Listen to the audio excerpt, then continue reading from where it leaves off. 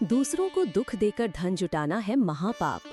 धन और भोग की लालसा में किया गया अधर्म आत्मघाती होता है। जानिए गीता में क्या कहा गया है ऐसे कर्मों के दुष्परिणामों के बारे में। श्रीमद् भगवद गीता के उपदेश आज भी उतने ही प्रासंगिक हैं जितने हजारों वर्ष पहले थे। गीता का यह उपदेश विशेष रूप से उन लोगों के लिए है जो धन और सुख के पीछे भागते हुए दूसरों का शोषण, दुख या छल करते हैं। गीता कहती है कि ऐसा व्यक्ति न केवल पाप करता है बल्कि वह अपने जीवन का भी गहरा अहित कर बैठता है। जब कोई व्यक्ति दूसरों को कष्ट पहुंचाकर धन या संसाधन एकत्र करता है तो वह बुरे कर्म करता है। गीता के अनुसार हर कर्म का फल निश्चित होता है। ऐसा व्यक्ति अपने कर्मों से ही अपने भविष्य को दुखमय बना लेता है। गलत तरीके से कमाया गया धन व्यक्ति को मानसिक शांति नहीं दे सकता। उसे हमेशा इस बात का भय सताता है कि उसकी असलियत कभी भी उजागर हो सकती है। यह अपराध बोध उसके मन को निरंतर कचोटता रहता है। जो व्यक्ति समाज में छल, धोखा या शोषण के रास्ते से धन कमाता है, उसे समाज में सम्मान नहीं मिलता। वह धीरे धीरे अपनों से कट जाता है और एकाकी जीवन व्यतीत करता है। गलत मार्ग से कमाया गया धन कभी स्थायी नहीं होता। ऐसे धन की रक्षा करना कठिन होता है और किसी न किसी रूप में व्यक्ति से छिन ही जाता है, चाहे चोरी से, बीमारी से या अपयश से। गीता में यह स्पष्ट कहा गया है कि जो व्यक्ति भोगों में लिप्त होता है और दूसरों के दुख की परवाह नहीं करता, वह आत्मा की शुद्धि नहीं कर सकता।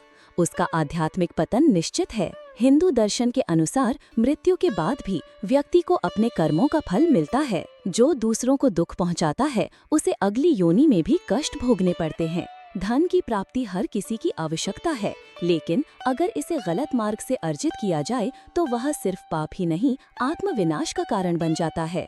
गीता हमें यह सिखाती है कि सच्चा सुख केवल धर्म और करुणा के मार्ग से ही संभव है। जो व्यक्ति दूसरों के दुख पर अपना सुख खड़ा करता है, वह अंततः अपने ही जीवन को दुखमय बना देता है। इसलिए सही मार्ग पर चलें, परिश्रम करें और दूसरों के साथ सहानुभूति और न्याय का व्यवहार करें। यही गीता का सच्चा संदेश है। अगर वीडियो पसंद आए तो चैनल को सब्सक्राइब जरूर करें। गीता उपदेश में भगवान श्री कृष्ण ने इन 3 दोषों को आत्मा का नाश करने वाला बताया है। जानिए क्यों जरूरी है इनसे बचना। श्रीमद् भगवद गीता न केवल एक धार्मिक ग्रंथ है, बल्कि यह जीवन जीने की एक संपूर्ण कला भी सिखाती है। इसमें भगवान श्री कृष्ण ने अर्जुन को जो उपदेश दिए, वे आज भी उतने ही प्रासंगिक हैं। गीता में बताया गया है कि 3 ऐसी बुराइयां हैं जो मनुष्य को पतन की ओर ले जाती हैं और अंततः नरक का द्वार खोलती हैं। ये 3 दोष हैं काम, क्रोध और लोभ। गीता में कहा गया है कि जब व्यक्ति पर काम यानी वासना या अत्यधिक इच्छाएं हावी हो जाती हैं, तो वह विवेक खो बैठता है। इच्छाओं का कोई अंत नहीं होता और जब वे पूरी नहीं होती तो मन में अशांति पैदा होती है। यह अशांति आगे जाकर मोह, निराशा और गलत निर्णयों का कारण बनती है। काम मनुष्य को आत्म केंद्रित बना देता है, जिससे वह दूसरों का अहित करने लगता है। क्रोध वह अग्नि है जो सबसे पहले उसी व्यक्ति को जलाती है जिसके भीतर ये उत्पन्न होती है।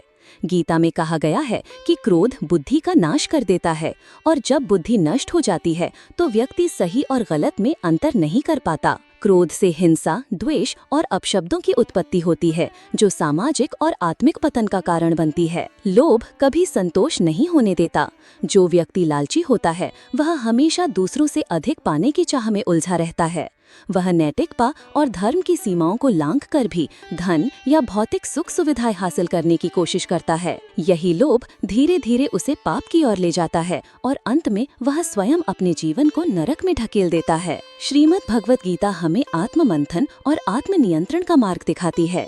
काम, क्रोध और लोभ, इन तीनों को त्याग कर ही व्यक्ति सच्चे अर्थों में धर्म के मार्ग पर चल सकता है और मोक्ष की प्राप्ति कर सकता है। इन दोषों से मुक्त होकर ही आत्मा का कल्याण संभव है। प्रियो साथियों, वीडियो पसंद आए तो चैनल को सब्सक्राइब करना न भूलें। जय श्री कृष्णा।